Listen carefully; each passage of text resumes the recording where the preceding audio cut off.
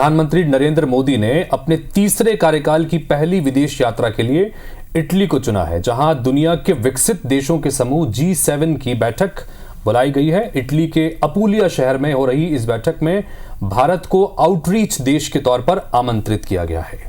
प्रधानमंत्री Modi G7 summit के दौरान दुनिया के तमाम बड़े नेताओं से द्विपक्षीय संबंधों को मजबूत करने पर बात कर रहे हैं और रूस यूक्रेन युद्ध समेत कई जटिल वैश्विक मुद्दों पर भारत का रुख भी साफ करेंगे।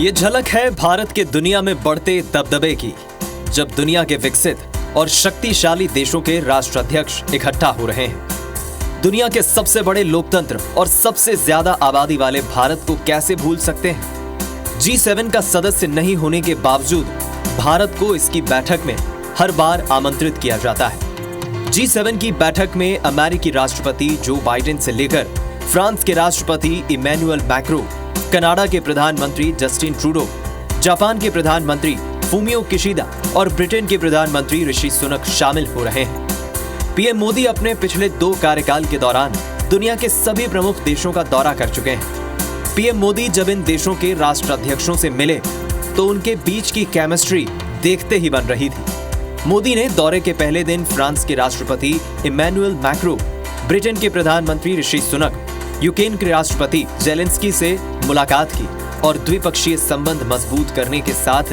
आपसी कारोबार बढ़ाने पर भी जोर दिया। सभी नेताओं ने पीएम मोदी को तीसरी बार भारत का प्रधानमंत्री चुने जाने की बधाई दी।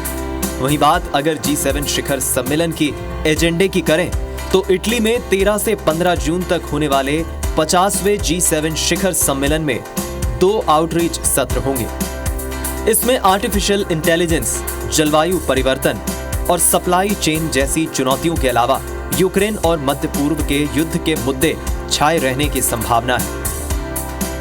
वहीं G7 शिखर सम्मेलन के दौरान इसके स्थायी सदस्य America, Britain, France, Italy, Germany, Canada और जापान कई मुद्दों पर चर्चा करेंगे। इनमें इंडो पैसिफिक, अफ्रीका, जलवायु परिवर्तन, पर्यावरण, शरणार्थी समस्या, आर्टिफिशियल इंटेलिजेंस शामिल है।